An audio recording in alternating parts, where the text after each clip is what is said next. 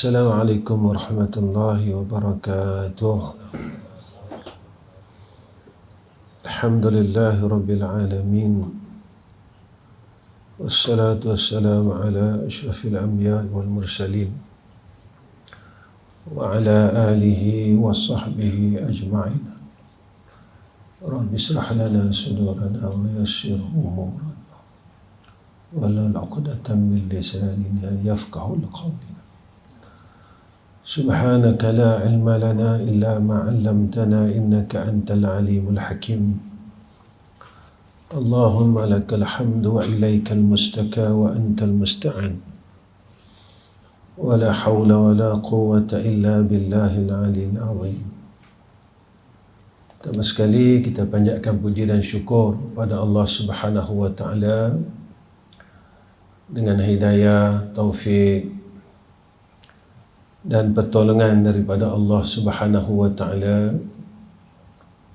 Mudah-mudahan Allah sentiasa pimpin kita pada jalan yang lurus dan Allah pelihara kita daripada perkara yang tidak diredai oleh Allah Subhanahu wa taala. Jika mana kita tidak dipimpin oleh Allah, nescaya kita tidak akan berada pada jalan yang benar. Jika kita tidak dibantu dan ditolong oleh Allah, nescaya kita tidak akan berada pada jalan yang lurus. Sebab itulah permintaan kita, ihdinas siratal mustaqim siratal ladzina an'amta 'alaihim ghairil maghdubi 'alaihim waladdallin. Inilah yang kita minta. Jadi mudah-mudahan kita sentiasa dalam pimpinan Allah, sentiasa dalam pandangan kasih dan sayang. Amin. Bismillahirrahmanirrahim. Qala musannif rahimahullahu ta'ala, dan senya Allah Ta'ala tiada suka ia bagi hamba yang kufur, yakni kufur atas nikmat. Allah Ta'ala tak suka, Allah Ta'ala benci atas orang yang kufur atas nikmat itu. Sehingga kan Allah nyatakan dalam Al-Quran tentang ayat syukur, la in syakartum la azidannakum wa la in kafartum inna azabi lasyadid. Kenapa Allah tak suka? Sebab dengan nikmat yang Allah kurniakan kepada kita, lalu kita gunakan pada perkara yang tidak diredai oleh Allah. Nikmat yang Allah kurniakan kepada kita, kita bawa kepada jalan kejahatan dan kemaksiatan. Akal ni nikmat. Tetapi dengan nikmat akal yang ada pada kita, kita guna untuk mengikut hawa nafsu kita. Akal yang sentiasa berfikir, mengikut kehendak hawa nafsu, sehingga kita membuat tadbir kita sendiri. Yakni kita mengikut akan kehendak nafsu kita sendiri. Kita tak mengikut akan tadbir Allah, tidak mengikut akan kehendak daripada Allah Subhanahu wa ta'ala. Sebab itu semua perkara sebenarnya dalam hidup ini, kita kena ikut akan kehendak Allah. Apa jalan yang Allah telah tentukan kepada kita, ikut. Tetapi inilah yang dikatakan mujahadah. Mujahadah, kita bersungguh-sungguh dalam melawan hawa nafsu kita. Sebab itu saya selalu ulang tentang hadis ini, yang mana Nabi kata, al-kayyisu man dana nafsahu wa amila lima ba'dal maut. Orang yang berakal, dia sentiasa berada dalam mujahadah. Dia lawan kehendak hawa nafsu dia. Dia cuba runtuhkan nafsu dia yang jahat ni. yang tak mau mengikut akan Allah. Baik itu selalu kita kena fikir, kita mengaji dan mengaji, tapi kita tak boleh nak runtuhkan nafsu kita yang jahat. Kita ibadat dan terus ibadat, tetapi kita tak boleh nak runtuhkan nafsu kita yang jahat. Ya, kita berzikir dan terus berzikir, tetapi kita tak boleh nak runtuhkan akan nafsu kita yang jahat. Kita berselawat dan terus berselawat, tetapi kita tak boleh nak runtuhkan akan nafsu kita yang jahat. Sebab itu, apabila kita ini tidak boleh nak lawan hawa nafsu kita, kita nak ikut tadbir nafsu kita sendiri. Sebab itu Nabi kata, orang ni tak sedikit. Dan orang yang berakal itu, Nabi kata, wa amila lima ba'dal maut. Dia beramal bagi barang selepas kematian dia. Dia sentiasa fikir, hidup selepas daripada hidup ini, apa yang aku kena buat. Dia tak fikir keseluruhan untuk hidup ini. Kita hidup ini, kita jalankan tanggungjawab kita sebagai seorang hamba Allah. Dan apa yang kita buat dalam dunia ini adalah persiapan untuk kita balik ke sana. Bukan kita terhenti di dunia. Siapa yang daripada dunia dia terhenti di dunia. Ini yang Allah nyatakan kepada kita, alhaakumut takatsur hatta zurtumul maqabir. Kita sibuk ambil keseronokan ini sehingga kita lupa akan kehidupan di akhirat. Ya. Sebab itu kita kena selalu kita muhasabah. Kita periksa diri kita. Apa yang telah aku buat? Ya, apa yang telah aku buat dalam hidup ini? Apa yang telah aku buat yang menjadi asbab perkara yang kita buat ini boleh kita selamat di yaumul akhirah, selamat di alam barzah, selamat di padang mahsyar, selamat ketika hisab, selamat ketika mizan, dan selamat menjadi ahli neraka Allah. Kita terlepas, dan kita dapat masuk dalam jannah Allah Subhanahu wa ta'ala. Inilah yang dikatakan hakikat kehidupan. Sebenar-benar hidup adalah hidup di sana. Sini sebagai satu fitnah, ujian. Sama ada kita lulus tak lulus untuk hidup kat sana, kat sini. Kita lulus atau tidak di sini. Jika sini tak lulus, sana tak lulus, tuan-tuan. Saya selalu ulang-ulang benda ni. Benda ni saya selalu ulang. Baiknya Allah, apa yang kita nak lalu, Allah dah bagi tahu kepada kita. Contoh macam ni. Besok ada satu kehidupan lagi. Alam barzah. Alam barzah. Dan Allah bagi tahu siap. Sampai di sana, kamu akan bertemu sekian. Baiknya Allah. Sampai alam barzah, kamu akan jumpa malaikat yang akan tanya kamu. Semua orang tahu, saya tahu dan tuan-tuan tahu. Tapi kita standby tak, tuan-tuan? Kita siap tak? Dan kita pernah risau tak?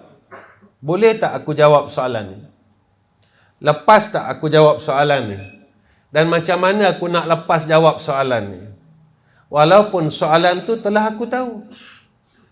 Dan Allah sayang aku, dan Allah sayang kita semua.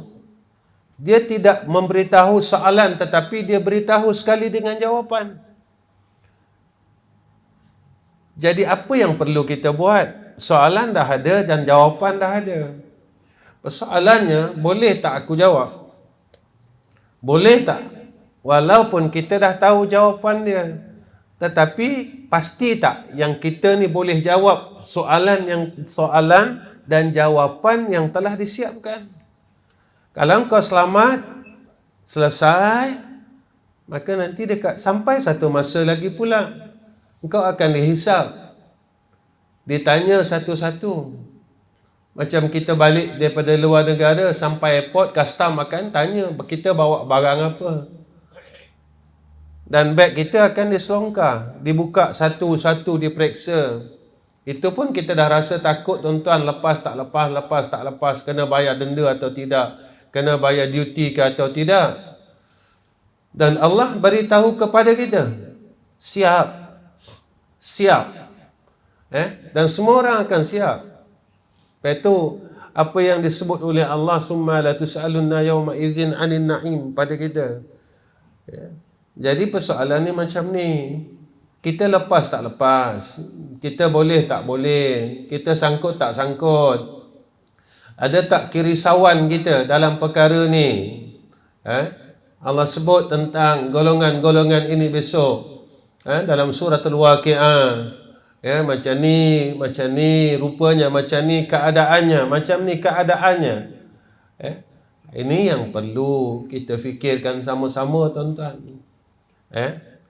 Lepas tu saya selalu bagi tahu diri saya, dunia ni dah siap. Tuan-tuan. Dan takdir kita telah siap. Kita jalan aja. Kita lalui akan hidup ini. Kita kena lalu. Besok kita lalu. Apa yang perlu kita buat sebagai hamba Allah, ikhtiarnya, yang bekerja, yang berniaga. Tetapi takdirnya telah ditetapkan oleh Allah Subhanahu wa ta'ala. Kita kena jalankan segala perkara yang telah disiapkan oleh Allah dan telah ditentukan oleh Allah. Dan apa yang kita buat di dalam dunia ini adalah ketentuannya untuk kita selamat dekat sana. Lepas tak lepas, selesai tak selesai, ini yang kita kena buat. Dia tak berhenti kat sini, tuan-tuan. Itu saya semalam di masjid Pengadang Baru, saya sebut perkara ni. Kita tak bunuh orang, tapi kita fitnah orang. Kita tak bunuh orang, tapi kita fitnah orang. Kita tak bunuh orang, tapi kita sebar fitnah yang dibuat pada orang lain. Kenapa pula, Ustaz? Kan dah disebut dalam Quran kan, al-fitnatu asyaddu minal qatl. Fitnah itu lebih besar daripada membunuh. Tapi kita masih leka, kita masih seronok. Kita tak pernah fikir ke besok kalau aku buat benda ni, kalau aku berterusan dengan benda ni, dekat sana aku tak selamat, dekat sana aku susah, dekat sana aku tak selesai. Itu saya katakan, saya selalu pesan diri saya, di dunia ni, tempat yang orang tak suka kita boleh lari tempat lain. Orang tak suka kita di Kuala Terengganu, di negeri Terengganu, kita boleh pindah di Pahang, tuan-tuan. Orang Pahang tak suka kita boleh pindah ke Selangor. Tapi di akhirat, jika Allah Subhanahu wa ta'ala tidak suka kita, tempat mana yang kita boleh pergi, tuan-tuan? Jika Allah tak suka kita, tempat mana yang kita boleh pergi lagi? Dan jika ada manusia yang ada di sekeliling kita membenci kita, masih ada manusia yang boleh menyayangi kita. Tetapi jika Allah Subhanahu wa ta'ala membenci kita, tak ada tempat lain yang kita nak pergi. Pernah tak kita fikir apa yang aku buat ini adalah dalam kebencian Allah atau tidak?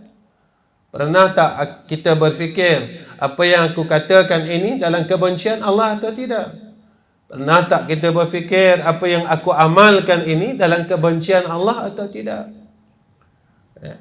Yang ni sepatutnya kena fikirkan sama-sama, tuan-tuan. Jangan kita tengok dalam satu sudut. Jangan kita tengok dalam satu sudut. Tengok pada sudut yang lain. Oh, saya dah beramal, semayang semua cukup. Tapi pasti tak kita jaga mak dan ayah kita? Berapa ramai orang yang tak jaga mak dan ayahnya? Walaupun kita amal kita bagus, tetapi ketika kita menjadi anak yang derhaka, amalan kita ini tidak ada faedah. Boleh tuan-tuan kita jaga mak kita macam mak kita jaga kita? Boleh tak agak-agak seorang anak yang boleh jaga mak dia seperti mana mak dia telah jaga dia? Agak-agak kita boleh buat tak macam tu? Kita memang orang hebat, ilmu ada, tapi kita gagal tentang dua ibu bapa kita. Apa faedah ilmu tuan-tuan? Kalau kita gagal dengan mak dan ayah kita, apa faedah alim kita? Kalau kita gagal dengan mak dan ayah kita, apa faedah abid kita? Apa faedahnya jika kita gagal dengan mak dan ayah? Lepas tu kena jaga perkara ni. Jangan tengok satu tempat saja. Jangan suluh satu tempat saja. Tengok. Sebab itu saya pernah cerita dengan tuan-tuan tentang Uwais Al-Qarni. Uwais Al-Qarni, mak dia lumpuh kalau tak silap saya. Tak boleh jalan. Dia dukung mak dia daripada Yaman hingga ke Makkahul Mukarramah. Walaupun seumur hidupnya tak pernah tatap wajah Rasul secara berdepan, tetapi tinggi tempat dia pada sisi Allah. Sayyidina Rasulina Muhammad sallallahu alaihi wasallam arahkan, minta Sayyidina Umar, wahai Umar, kau jumpa orang ni, minta doa dia. Sayyidina Umar, tuan-tuan, minta doa daripada Uwais Al-Qarni. Itu yang saya katakan, perkara ni jangan kita lepas pandang, tuan-tuan. Terlepas pandang. Perkara yang sepatut kita buat, kita tinggalkan. Perkara yang patut kita dahulukan, kita kemudiankan. Maka betapa juga sah taubat hamba yang susah dan penuh ia dengan tadbir dunia bagi nafsunya.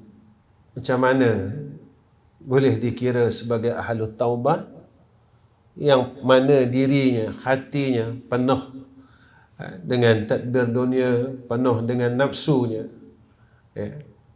Dia takkan boleh nak minta ampun dengan Allah Subhanahu wa ta'ala. Dan lupa dan lalai ia daripada bagus tadbir dan kurnia Allah Ta'ala atasnya. Macam mana seseorang yang boleh nak bertaubat kepada Allah, orang yang lupa tentang kurnia Allah Subhanahu wa ta'ala.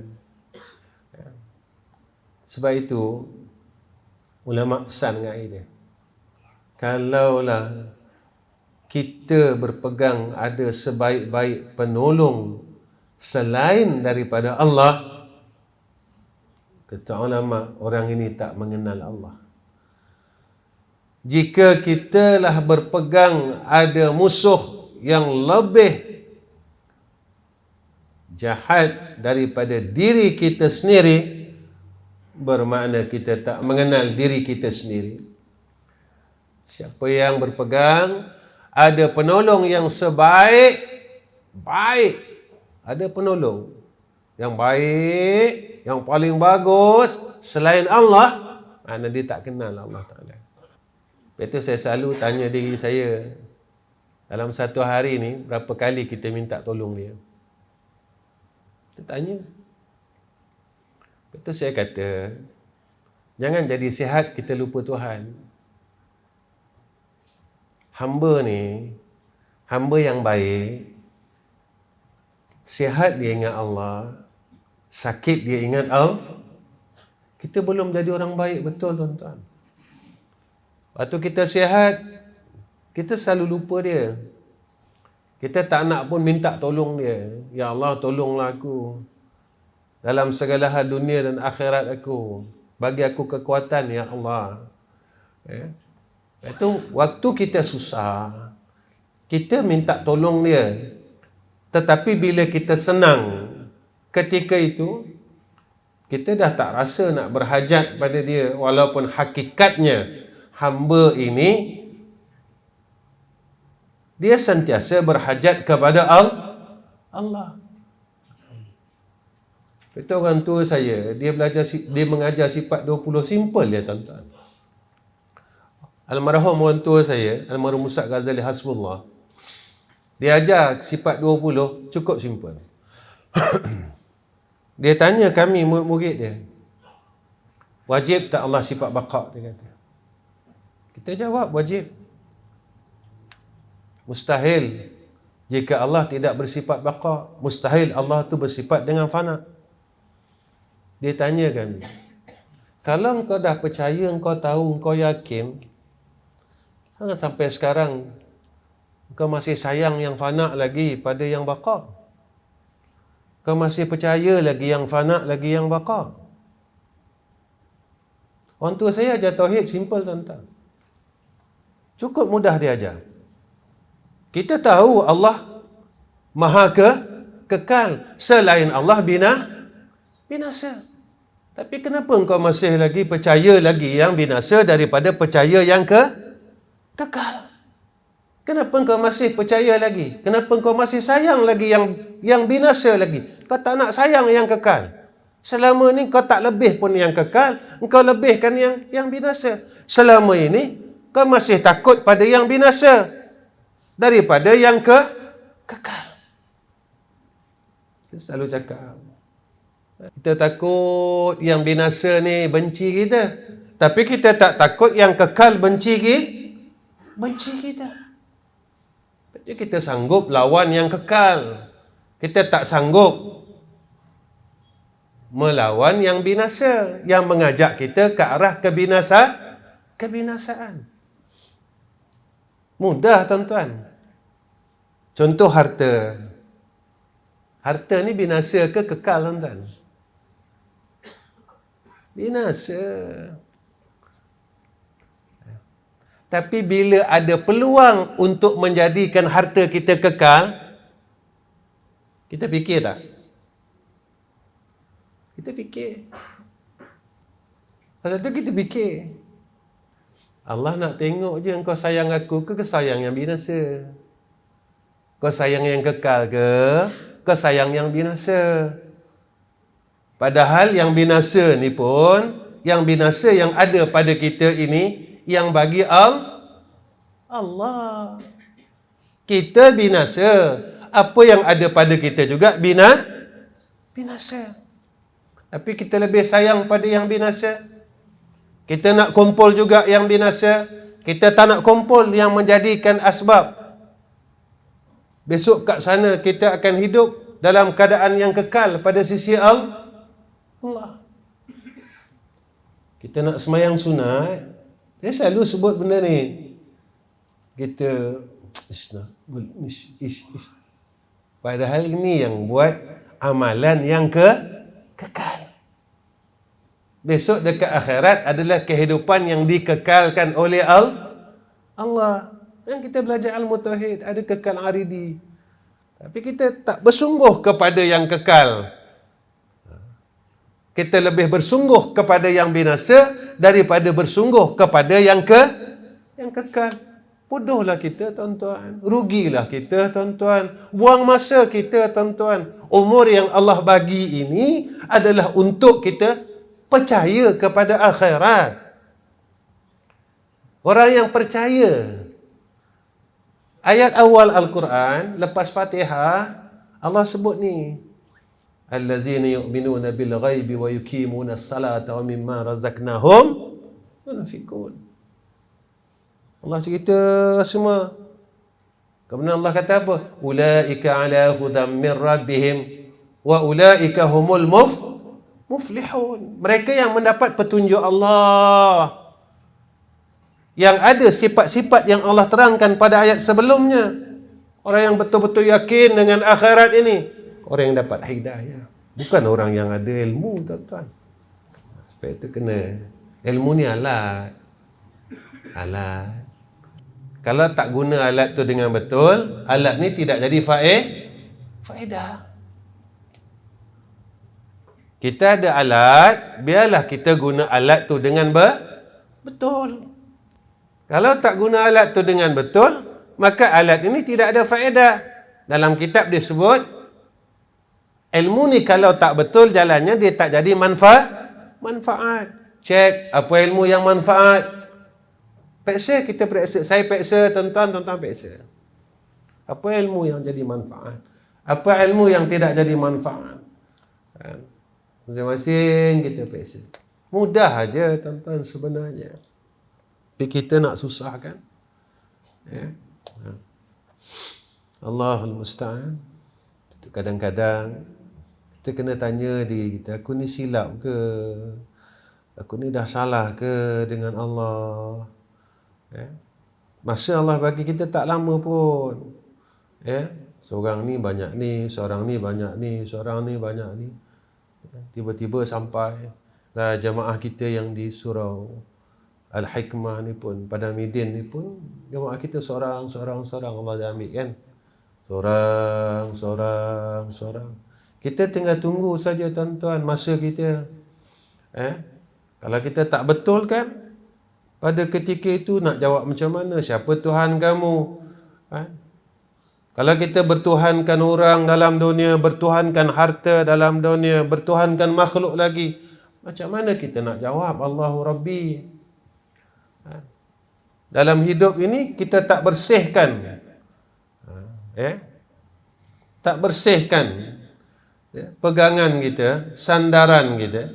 Macam mana kita nak jawab besok dekat sana? Kena bersihkan. Senang tuan-tuan nak jawab tu. Nak jawab tu susah. Boleh ke jawab Nabi Muhammad Nabi aku? Itu yang saya katakan. Kita semayang ikut Nabi. Semayang ikut Nabi. Sallu kama ra'aitumuni usalli. Tapi kita kahwin ikut Nabi tak? Jadi macam mana nak jawab? Kita semayang dah cantik. Sallu kama ra'aitumuni usalli. Tapi kita kahwin ikut tak Nabi? Anak kita kahwin ikut tak Nabi? Nak macam mana kita kata kita orang baik? Lepas itu saya selalu sebut, kita beli barang ikut tak Nabi. Berapa lama dah kita tinggal ijab qabul, saya beli barang, saya jual barang. Saya selalu sebut dalam kuliah kat sini. Kita makan dekat kedai. Berapa lama dah kita tinggal, saya beli barang, saya jual barang. Kita beli itu, beli ini. Berapa lama dah kita tinggal? Tuan, kalau kita makan benda haram, macam mana? Ayam tu halal, tapi sebab tak sah jual beli, dia jadi haram. Dia jadi haram. Jadi macam mana kalau perut kita penuh yang haram, pakaian yang kita bawa salat ini tak sah jual belinya. Macam mana tuan-tuan? Kain sarban kita tak sah akad jual belinya. Macam mana tuan-tuan? Dia tak ada najis, tapi dia najis. Dia tak ada tai, tapi kalau jual belinya tak sah, maknanya dalam keadaan yang haram. Sama macam najis. Pada fiqh dia sah. Masalahnya, orang yang penuh dengan yang haram ni pada Allah sah tak? Kan Nabi pesan dengan kita, orang yang makan yang haram daripada hasil yang haram, ibadahnya ditolak oleh Allah. Ibadatnya ditolak. Tak tahulah tuan-tuan, kalau saya belajar dulu macam tu, Tok Guru saya kata, dia pesan dengan kami, tuan-tuan beli handphone ada ijab qabul tak? Handphone yang kita pakai ni ada ijab qabul tak? Tuan-tuan ingat balik. Yang tak payah ijab qabul ini, pembelian seperti mana pembeliannya kanak-kanak. Takkan kanak-kanak beli barang harga 2,000 ni pembelian kanak-kanak, tuan-tuan. Ni guru saya cakap, kadar kanak-kanak tu macam mana? Yang tak payah ijab qabul. Wallahu alam. Ni saya mengaji dulu macam tu lah. Tak tahulah kok ada pendapat lagi yang sebab saya tak pandai.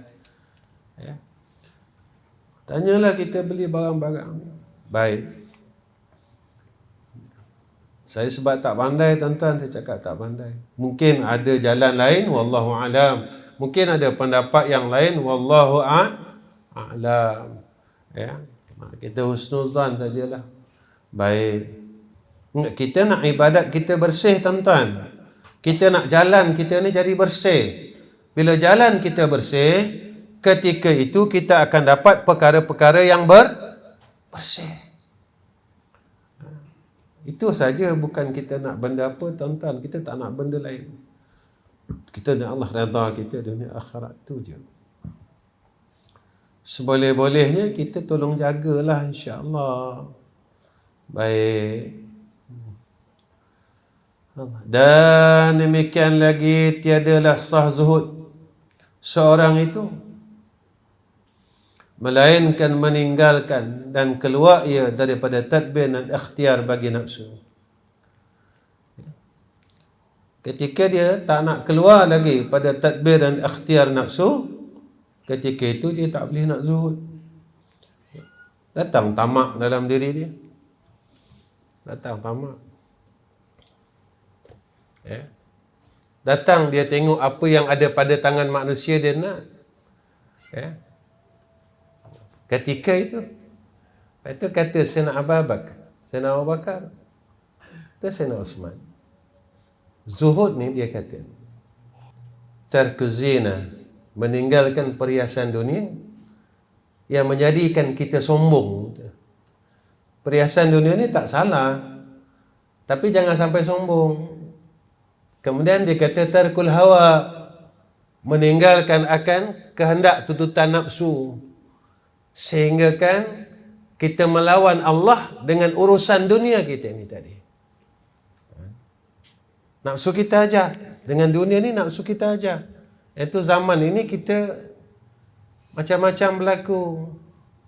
Ada orang yang harta ni, tuan-tuan, Allah, kadang-kadang tanah tu tak besar pun, 5 ekar.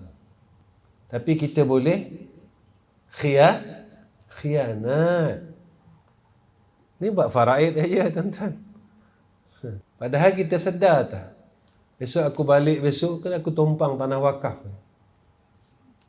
Itu yang kita, sebab kita tak meninggalkan hawa nafsu kita yang mengajak kita, yang mendorongkan kita ke arah kejahatan.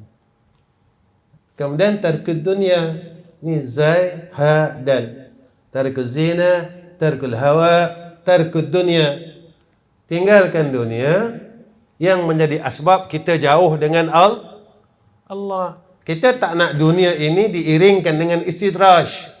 Kita nak dunia ini diiringkan, nikmat dunia ini diiringkan dengan rahmat. Biar dunia yang ada pada kita menjadi asbab kita masuk jannah Allah. Jangan kita jadi asbab masuk neraka Allah. Sebab itu selalu saya pesan dengan diri saya.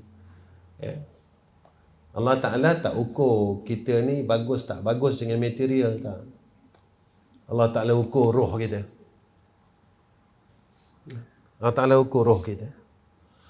Dunia tak salah, tapi bila dunia itu ada, kita sombong tak dengan Allah. Ilmu tak salah, bila kita ada ilmu, kita sombong tak dengan Allah. Amalan tak salah, bila ada amalan ini, kita mula sombong tak dengan Allah. Macam mana? Bila kita dah banyak amal, pada ketika itu kita tengok orang yang tak beramal, kita mula memperhinakan orang yang tidak beramal. Walhal tugas kita mendoakan. Amal makruf kena buat. Amal makruf nahi mungkar. Sebab itu sebagian ulama disebut orang zuhud ini, hakikat zuhud dia sebut, sehinggakan kita menghilangkan bersandar dengan dunia dan mengikhlaskan sandaran kita kepada pemilik dunia, iaitu Allah. Macam tu ya. Itu saya selalu tanya diri saya. Kita kalau takut, tuan-tuan, kalau duit kita kurang, tapi amal saleh kita bertahun-tahun kurang, tak ada rasa apa. Harta kita kurang, kita takut. Duit kita kurang, kita takut. Bila masa kita takut, amal saleh kita kurang. Bila masa. Itu saya selalu bangkitkan tentang bangun malam. Sampai sekarang kita tak boleh bangun malam, tuan-tuan. Tak boleh bangun malam. Istiqamah bangun malam, setiap malam mengadu hal dengan Allah. Kita lebih takut dunia kita yang hilang. Semayang malam kita hilang berpuluh tahun. Kita tak ada rasa takut. Bila masa kita rasa takut? Saya tanya diri saya, tuan-tuan tanya diri tuan-tuan. Bila masa aku rasa takut hilangnya semayang malam? Bila masa aku rasa takut hilangnya rasa ingat Allah? Kata kita ukur diri kita, baru kita tahu sekat sana selamat tak selamat. Itu saya lah tuan-tuan. Tak tahulah kalau ada kaedah pula. Tak bangun semayang malam tak apa, tak payah semayang sunat tak apa. Tak payah zikir tak apa, buat-buat yang wajib-wajib nanti masuk syurga sebab kita ada iman. Memang masuk syurga tuan-tuan, tapi masalahnya kena lalu neraka dulu. Yang kita tak mampu melalui neraka Allah. Sebab itu saya kata, memang kita tak tinggal semayang, memang kita tak tinggal puasa, memang kita tak tinggal zakat. Dalam pada kita semayang, zakat, puasa, haji, umrah, kita mengumpat. Dalam pada kita zakat, puasa, haji, umrah, kita hasad. Dalam pada kita semayang, zakat, puasa, haji, umrah, kita sombong, kibir, kita sum'ah, kita riya, kita hubbud dunya. Sehingga ulama musannif kitab dalam kitab Minhajul Abidin, dia sebut, aku heran orang yang melaksanakan satu kewajipan lalu dia meninggalkan satu kewajipan. Dia buat satu benda wajib, dia tinggalkan satu benda wajib yang lain. Semayang dia buat, mengaji dia buat, mengaji ni wajib. Dalam masa yang sama dia tinggalkan perkara yang wajib yang lain. Tinggal, jangan sombong, jangan hasad, jangan itu, jangan ini. Baik.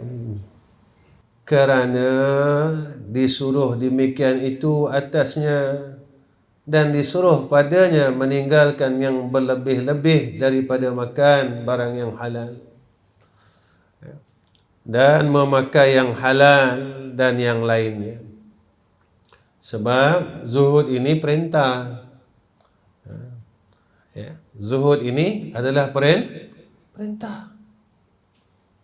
Supaya kita tidak gila dengan keduniaan, kasih dengan keduniaan. Kenapa ni sampai perintah zuhud, dilarang kasih kepada dunia? Supaya kita boleh balikkan apa yang ada pada kita ni pada Allah. Itu je tuan-tuan. Badan yang Allah bagi kepada kita, jasad yang Allah bagi kepada kita, balik kepada Allah. Sihat yang Allah bagi kepada kita, balik kepada Allah. Harta yang Allah bagikan kepada kita, balikkan kepada Allah. Itu suruh zuhud. Zuhud ni bukan pada harta je tuan-tuan. Besarkan zuhud itu. Zuhud, besarkan.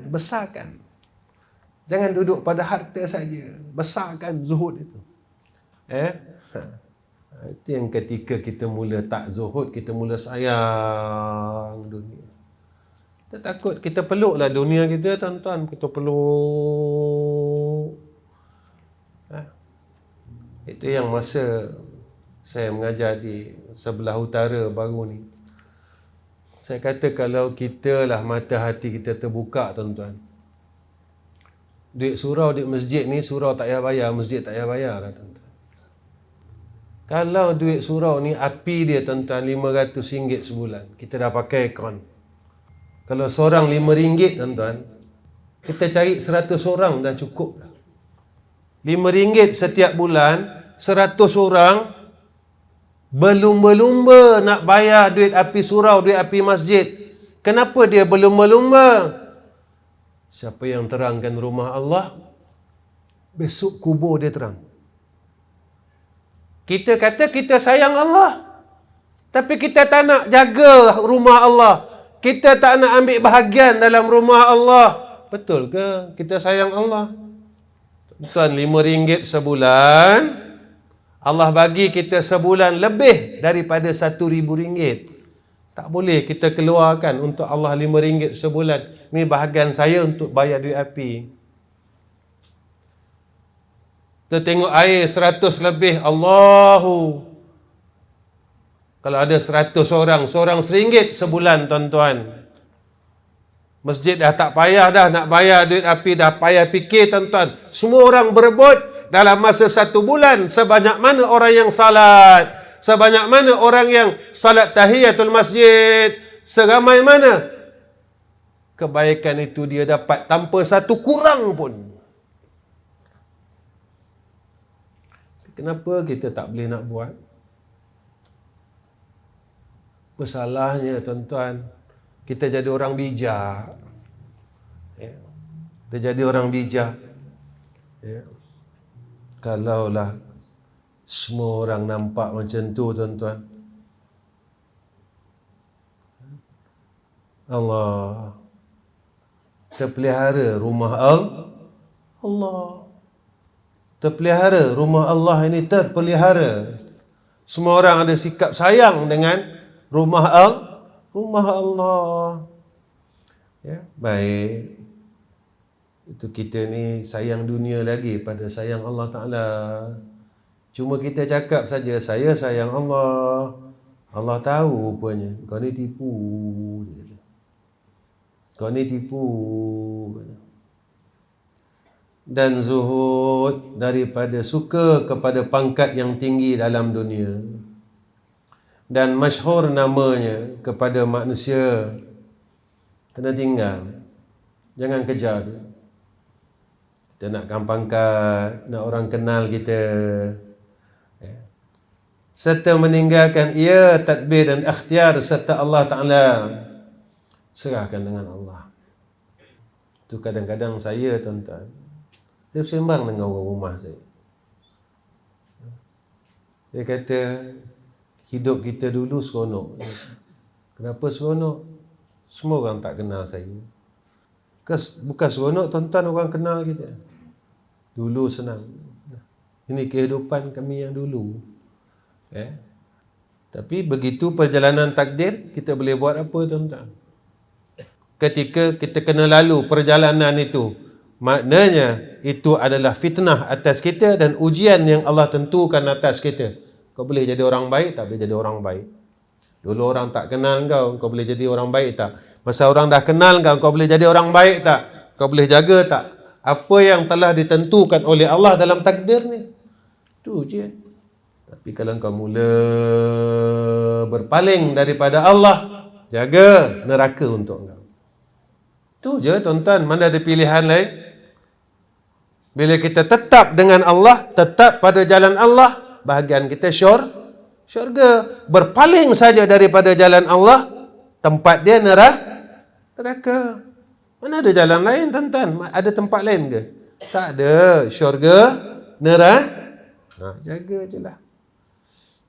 Dan demikian lagi, berhenti sampai situ. Banyak dah bulan ni baca ni. Bulan ni paling banyak saya baca ni. Biasa 2 baris ya. Bulan ni banyak baca dah ni. Allah. Lepas itu sebelum saya tutup, saya teringat satu hadis Nabi. Nabi kata kalau nak terbuka pintu kebaikan. Ini Nabi pesan dengan Muaz bin Jabal. Nak tak aku tunjuk kepada kamu pintu kebaikan, kata Rasulullah kepada Muaz bin Jabal. Rasulullah kata buat 3 perkara. Puasa sunat. Sebab Nabi kata puasa itu benteng. Nafsu ni dia kena benteng, tuan-tuan. Nafsu yang tak nak ingkar dengan, dia tak nak ikut Allah, tak nak ikut. Dia nak lawan dia. Dalam semua hal dia nak lawan Allah. Kita ni zaman dah ujung-ujung dah ni. Dah terlalu ujung dah. Saya selalu pesan diri saya lah, ilmu ni jadi asbab kita boleh dekat dengan Allah. Jangan ilmu yang ada pada kita menjadi asbab kita jauh dengan Allah. Macam mana jauh? Dulu kita tak ada ilmu, kita tak pandai cari salah orang. Dulu kita tak ada ilmu, kita tawaduk. rendah diri, tak berani nak cakap apa tuan-tuan, masa kita tak ada ilmu. Allah baru berikan kepada kita sedikit ilmu, kita dah mula pandai cari salah, orang ni salah, orang ni salah, orang ni salah.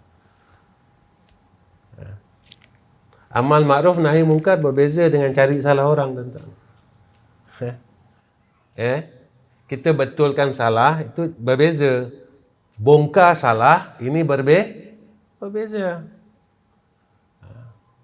Jadi bila kita tak boleh mengekalkan sifat ketika kita jahil, ilmu ni jadi fitnah.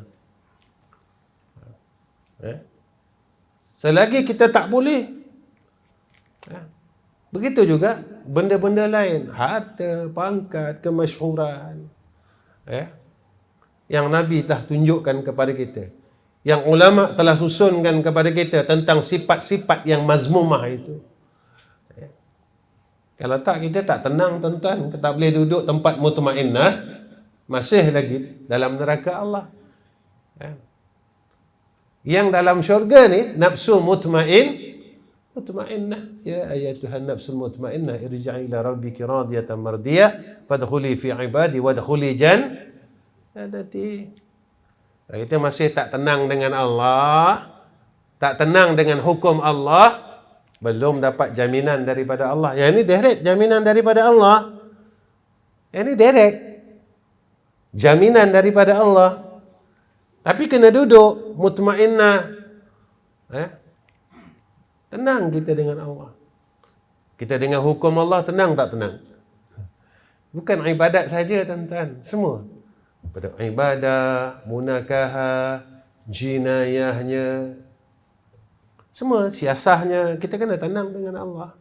Bab muamalatnya, kita kena tenang dengan Allah. Bab munakahatnya, kita kena tenang. Segala ahkamillah, syaraknya, kena tenang. Tauhidnya, kena tenang. Yauma la yanfa'u malun wala banun illa man atallaha biqalbin salim.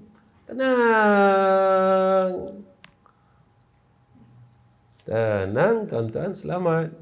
Baru kita dapat jaminan jannah Allah.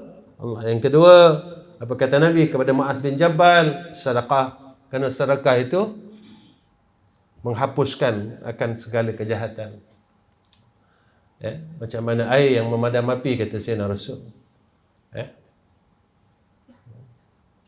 Siapa yang Allah bagi dia harta, jangan simpan, tuan-tuan, sebelum sampai waktu menyesal. Mana waktu menyesal? Mati. Dalam dunia dia panggil waktu sayang, lepas mati dia panggil waktu menyesal. Jangan duduk waktu menyesal. Allah, kalau aku tahulah dulu, aku akan guna semua harta aku untuk Engkau, ya Allah. Tapi kita ni bukan tak percaya, tuan-tuan, tak berapa yakin. Walaupun Allah pastikan kepada kita satu perniagaan yang pasti tidak akan sia-sia, yang tidak akan rugi, iaitu berniaga direct dengan Allah. Tijaratan lan tabura. Terkurang sikit, yakin kita. Goyang. Agak-agak orang goyang ni boleh tak dia jawab? Siapa? Boleh jawab tak? Al-Quran Imami. Lepas tak lepas ni besok dalam kubur?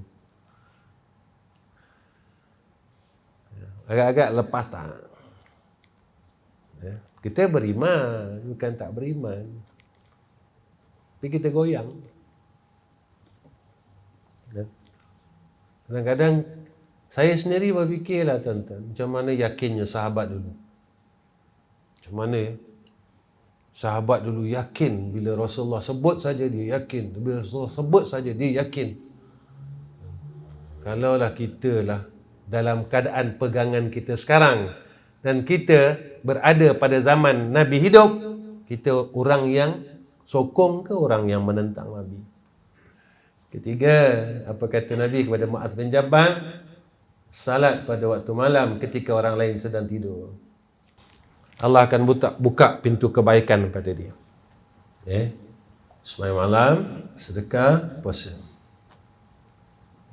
3 amalan ni kita buat, istiqamahkan, Allah buka pintu kebaikan atas kita. Jangan risau. Di setakat ni saja pertemuan saya dengan tuan-tuan. InsyaAllah ada umur, kita jumpa lagi insyaAllah. Kalau ada umur lah. Tuan tolong doa lah, tolong doa kesihatan saya. Mudah-mudahan Allah berikan kesihatan dalam rahmat dia. Bukan sihat dalam istidraj. Kita nak sihat dalam rahmat. Tuan-tuan tolong doakan saya dan keluarga saya, anak-anak saya dan semua. Mudah-mudahan kami jadi orang baik, dapat jadi orang baik, hidup orang baik, mati orang baik, dan selepas mati dalam keadaan orang baik. Dan tolong doa juga madrasah itu. Sebab benda ni kita nak jadikan masalah itu je. Baik. Wa akhir kalam, assalamualaikum warahmatullahi wabarakatuh. Bismillahirrahmanirrahim. Alhamdulillahirabbil alamin. Wassalatu wassalamu ala asyrafil anbiya'i wal mursalin wa ala alihi wa sahbihi ajma'in. Ya Allah, Ya Rahman, Ya Rahim, pimpinlah kami ya Allah, pimpinlah isteri dan anak-anak kami ya Allah. Ya Allah, jika kami salah, tak betul, tersesat, kembalikan kami ya Allah pada jalan Kau yang lurus, dengan Kau beri hidayah dan taufik atas kami ya Allah. Ya Allah, malam ni kami mengangkatkan kedua tangan kami ya Allah.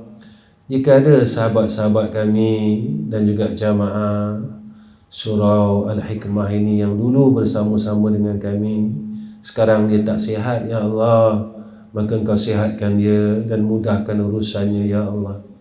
Ya Allah, jika ada sahabat-sahabat kami juga yang selalu dengan kami, yang baik dengan kami, walaupun dia tak pernah datang dalam majlis kami dan di surau ini ya Allah, tapi dia sayang dengan majlis ini, dia sayang dengan jamaah surau kami ya Allah. Sihatkan dia ya Allah jika mana dia sakit ya Arhamar Rahimin. Ya Allah, jika ada masalah kami yang tak selesai-selesai lagi ya Arhamar Rahimin, tolonglah selesaikanlah ya Allah. Jangan Kau susahkanlah hati kami dengan masalah ini ya Allah. Ya Allah, tenangkanlah hati kami dengan Kau selesaikan segala masalah dengan rahmat-Mu, dengan redha-Mu ya Zal Jalali wal Ikram. Wassallallahu ala sayyidina Muhammad wa ala ali sayyidina Muhammad walhamdulillahi rabbil alamin. Taqabbalallahu minna wa minkum.